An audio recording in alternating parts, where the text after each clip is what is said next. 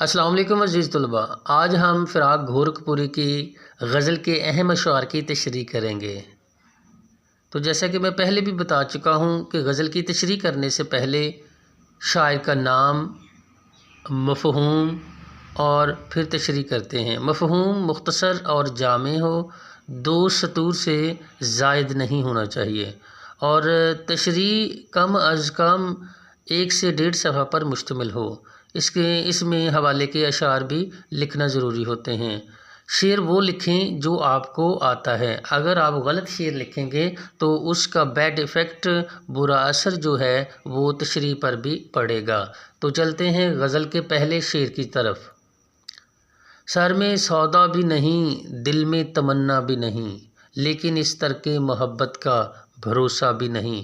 مشکل الفاظ کے معنی دیکھ لیتے ہیں۔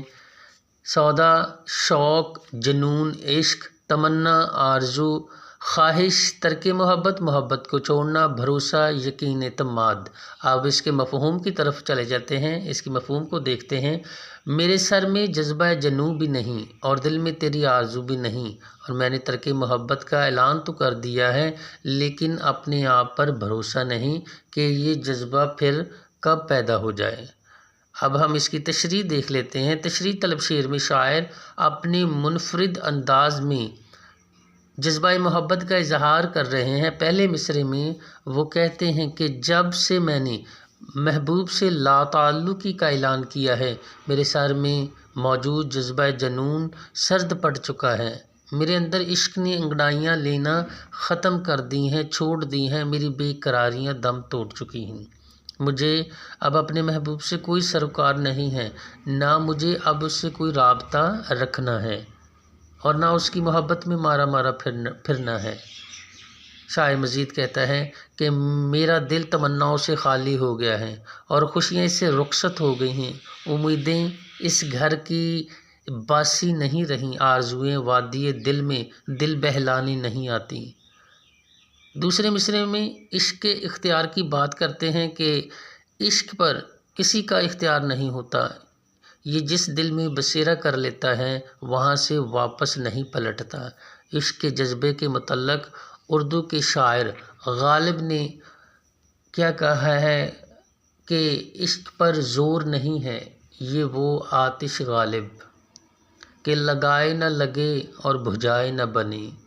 اصل میں شاعر کہتا ہے کہ میں نے ترک محبت کا اعلان تو کر دیا ہے، لیکن مجھے اپنے آپ پر بھروسہ نہیں ہے کہ یہ جذبہ عشق نہ جانے کب پھر سے بیدار ہو جائے۔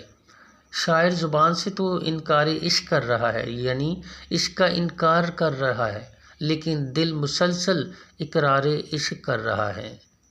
اب ہم آگے والے شعر کی طرف چلتے ہیں کہ دوسرا شعر کون سا ہے۔ ایک مدت سے تیری یاد بھی آئی نہ ہمیں، اور ہم بھول گئے ہوں تجھے ایسا بھی نہیں۔ مشکل الفاظ کے معنی دیکھ لیتے ہیں۔ مدت، عرصہ، وقت، یاد، خیال، سوچ، بھول گئے، یاد نہ رہا، ایسا بھی نہیں، ایسی بات نہیں۔ مفہوم دیکھ لیتے ہیں۔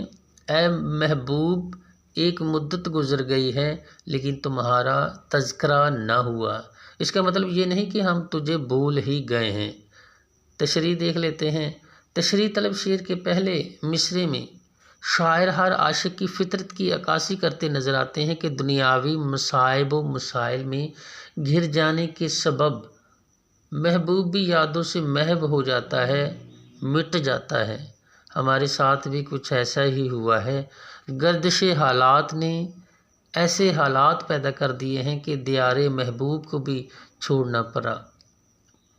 روزگار کی تلاش میں اس قدر مگن ہوئے کہ ایک عرصہ تک محبوب کی یاد بھی نہ آئی، اور ایسے ہی کیفیت حضرت موہانی بیان کرتے ہیں کہ نہیں آتی تو یاد ان کی مہینوں تک نہیں آتی، مگر جب یاد آتے ہیں تو اکثر یاد آتے ہیں۔ دوسرے مصرعے میں محبوب سے مخاطب ہیں اور اسے یقین دلانے کے انداز میں کہتے ہیں کہ ٹھیک ہے، زندگی کے معاملات میں ہم نے تجھے یاد نہیں کیا، لیکن اس کا یہ مطلب تھوڑی ہے کہ ہم تجھے بھول گئے ہیں۔ شاعر کہنا چاہتا ہے کہ انہیں محبوب کی یاد ستاتی ہے جب وہ دنیا کے کاموں میں مشغول ہوتے ہیں، تو کئی مہینے گزر جاتے ہیں اور محبوب کی یاد تک نہیں آتی۔